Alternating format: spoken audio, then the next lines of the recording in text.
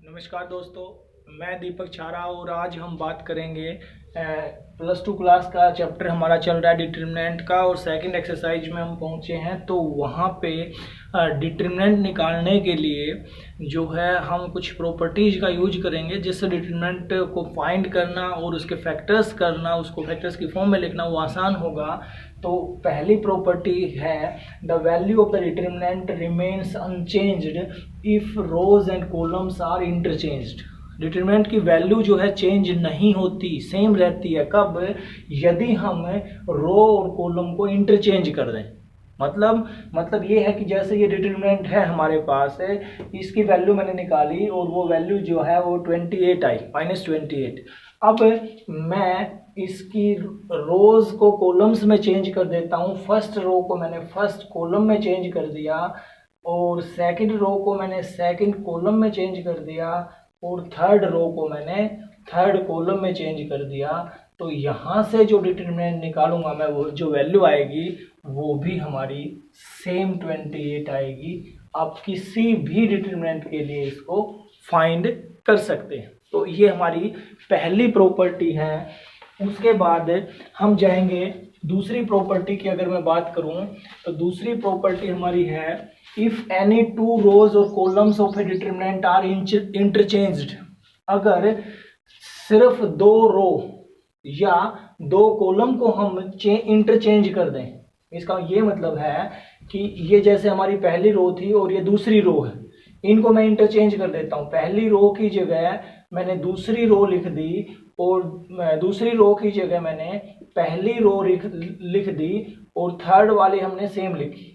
तो यहां से जो वैल्यू आएगी वो कहता है उसके डिटर्मिनेंट की वैल्यू तो सेम होगी लेकिन उसका साइन चेंज हो जाएगा। इसका मतलब ये जैसे -28 आया था तो ये वैल्यू आप फाइंड करोगे तो ये 28 आएगी। ये दूसरी प्रॉपर्टी है हमारी, किसी भी डिटर्मिनेंट के लिए हम अप्लाई कर सकते हैं।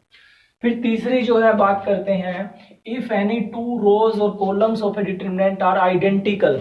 अगर किसी डिटर्मिनेंट की दो रो या दो कॉलम आइडेंटिकल हैं तो उसकी वैल्यू, उस डिटर्मिनेंट की वैल्यू 0 होगी। आइडेंटिकल का मतलब ये है जैसे एक डिटर्मिनेंट ये है और इसकी दूसरी रो जो है हमारी ये है और इसकी थर्ड कॉलम, ये फर्स्ट कॉलम, ये सेकंड कॉलम और ये थर्ड कॉलम जो है ये सेम है। आइडेंटिटी का मतलब यहाँ पे हमारा C1 पहला कॉलम और C3 दोनों बिल्कुल सेम है। तो इसी को कहा कि अगर दो रोज या दो कॉलम आइडेंटिकल हैं तो इसकी वैल्यू आप फाइंड करोगे तो वो वैल्यू हमेशा कितनी आएगी?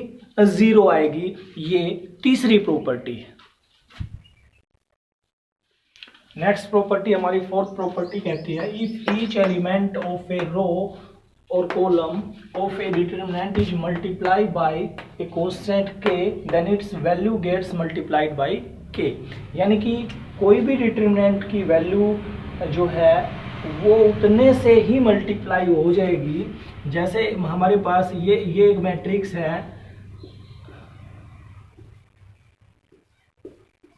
इसकी वैल्यू और इसकी किसी रो को या किसी कॉलम को मैं किसी नंबर से मल्टीप्लाई कर देता हूं। जैसे मैंने इसको k से मल्टीप्लाई कर दिया पहली रो को, तो कहता है कि इसका जो डिटर्मिनेंट आएगा उसकी वैल्यू उसके k टाइम्स हो जाएगी। यानी कि जितने से हमने मल्टीप्लाई किया है वो उसके डिटर्मिनेंट के उतने ही गुना आएगा। मान लिया इसका डिटर्मिनेंट 25 आया, 25 है नहीं एक्चुअल में, जो है फाइंड नहीं किया मैंने।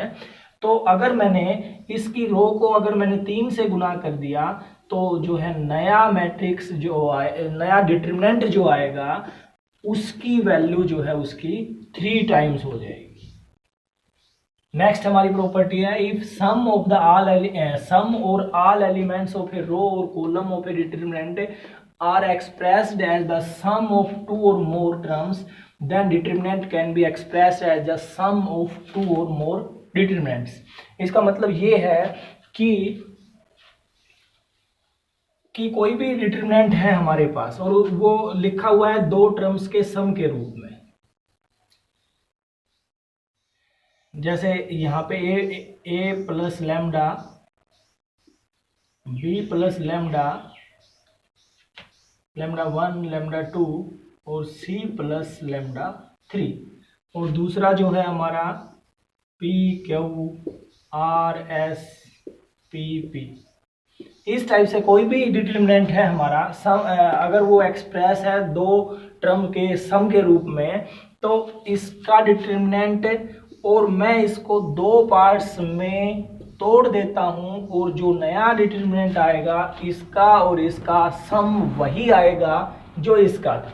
यानी कि मैं इसको ऐसे लिख के और सोल्व करूं तो वैल्यू हमारी जो है सेम रहेगी। एक पार्ट मैंने इसका ये तोड़ दिया और दूसरे पार्ट पे हमने लैम्डा 1 लैम्डा 2 और लैम्डा 3 और नीचे का जो है हमारा पोर्शन सेम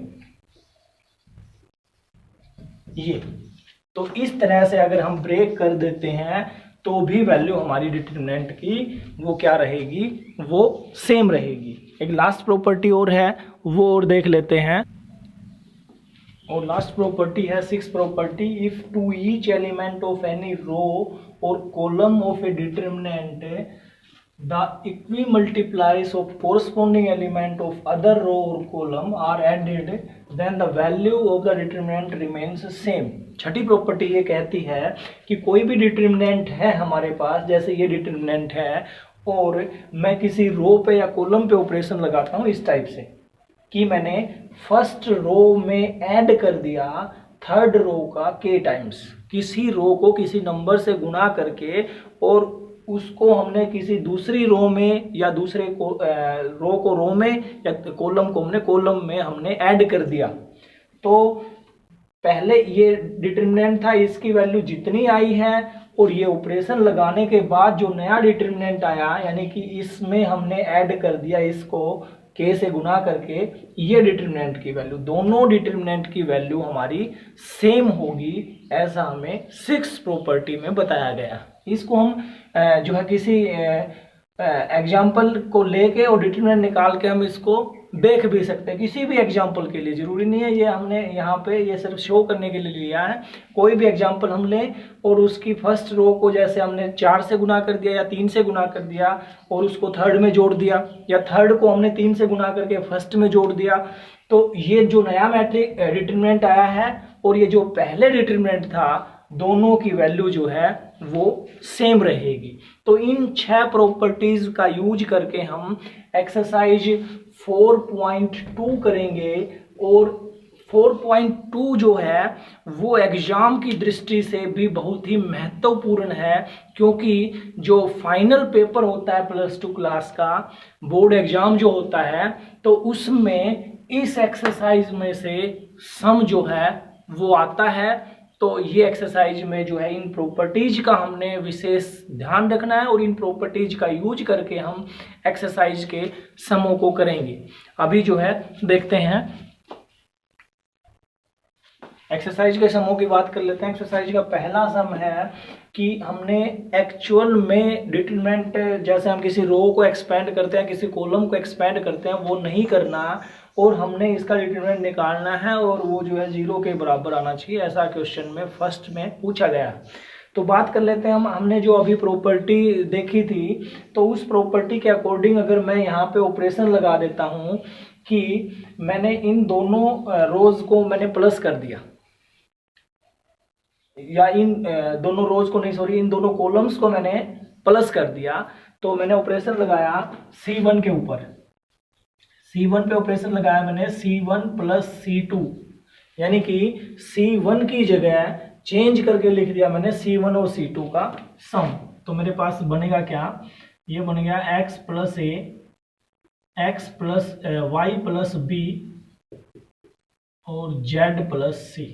पहले कॉलम पे मैंने ऑपरेशन लगाया, दूसरा कॉलम जो है वो सेम है और तीसरा कॉलम है वो भी सेम है, उन पे कोई ऑपरेशन मैंने अपनी तरफ से नहीं लगाया। अब ये हमारे पास डिटरमिनेंट, इसकी वैल्यू जो थी वो इसके इक्वल आ गई। अब जो है हमने जो थर्ड प्रॉपर्टी पढ़ी थी उस थर्ड प्रॉपर्टी में क्या था कि अगर दो कॉलम आइडेंटिकल हैं, आइडेंटिकल का मतलब सेम वैल्यू है, देखिए ये एलिमेंट सेम, ये इसके और ये इसके, यानी कि दोनों कॉलम सेम हैं, तो थर्ड प्रॉपर्टी ये कहती है कि उस डिटरमिनेंट की वैल्यू कितनी आएगी, 0 आएगी। तो इस तरह से हम कह सकते हैं इसकी वैल्यू 0। दूसरा सम और देख लेते हैं। दूसरे सम में हमारा ये डिटरमिनेंट दिया हुआ है और इसकी वैल्यू हमने 0 के इक्वल दिखानी है। तो यहाँ पे भी देख लीजिए, मैंने ऑपरेशन लगाया, पहले कॉलम के ऊपर, रो पे भी लगा सकता हूं मैं, कॉलम पे भी लगा सकता हूं, डिपेंड करेगा हमने किस तरीके से करना है। तो C1 पे हमने ऑपरेशन लगाया और C1 में मैंने तीनों कॉलम जो है वो प्लस कर दिए, कर दीजिए। ये हो गया A minus B plus B minus C plus C minus A. दूसरा B minus C plus C minus A plus A minus B, C minus A plus A minus B plus B minus C. Second as it is और third भी as it is, A minus B और B minus C. यहाँ पे देखते हैं ए plus का minus का ये जो है कैंसिल हो गए सारे एलिमेंट्स एक दूसरे से, एक टर्म प्लस की है एक माइनस की है, तो ये सोल्व होके आ गया 0 0 0 बी माइनस सी, सी माइनस ए माइनस बी, और ये जो है सी माइनस ए माइनस बी और बी माइनस सी। अब ये जो डिटरमिनेंट की एक पूरी की पूरी जो है कॉलम अगर 0 0 0 है तो उसका डिटरमिनेंट होता है 0, तो इसका डिटरमिनेंट कितना होगा, 0 होगा। तो ये दूसरा सम था हमारा एक्सरसाइज का। तीसरा सम देख, थर्ड सम में हमारे पास है 0 के इक्वल लेके आना है, डिटरमिनेंट निकालना है और एक्चुअल जो है हमने एक्सपेंड इसको करना नहीं है। तो देखिए मैंने ऑपरेशन लगाया C2 के ऊपर, C1 पे लगाया, बल्कि C2 पे भी नहीं, C1 पे मैंने लगाया और C1 में मैंने ऐड कर दिया 9 टाइम्स ऑफ C2। इसको C2 को 9 से गुना करके मैंने C1 में ऐड कर दिया, तो देखिए क्या बनेगा। 9 की 9 7 63 और 2 65, 9 72 और 3 75, 81 और 5 86। सेकंड पे कोई ऑपरेशन नहीं था कॉलम पे, थर्ड पे कोई ऑपरेशन नहीं था, तो हम देख सकते हैं कि यहाँ पे फर्स्ट कॉलम और third column C1 and C3 identical हैं, आइडेंटिकल और आइडेंटिकल हैं, तो इसका ये मतलब हुआ कि इसकी डिटरमिनेंट की वैल्यू कितनी होगी, 0 होगी। फोर्थ सम की बात कर लेते हैं। फोर्थ सम में जो है हमने C2 पे ऑपरेशन लगाया, C2 में हमने प्लस कर दिया C3, कीजिएगा 1 1 1, ये हो गया BC plus AB plus AC, ये हो गया CA plus BC plus AB, और ये हो गया AB plus CA plus BC, और थर्ड जो है वो as it is A plus B plus C, B into C plus A और C into A plus B। अब यहाँ पे जो हमारा कॉलम था सेकंड कॉलम में से ये मैंने कॉमन निकाल दिया, ये term AB plus BC plus CA, तो देखिए क्या बनेगा 1 1 1 1 1 1, और ये हमारा as it is A plus BC, B plus CA और C plus AB into AB। तो ये दोनों कॉलम जो है आइडेंटिकल हैं, और आइडेंटिकल हैं तो इसका मतलब क्या हुआ, इसका डिटरमिनेंट की वैल्यू 0, और 0 इंटू समथिंग ये सारा कितना हो जाएगी, इसकी वैल्यू 0 हो जाएगी। तो ये हमारा फोर्थ सम था। नेक्स्ट वीडियो में जो है नेक्स्ट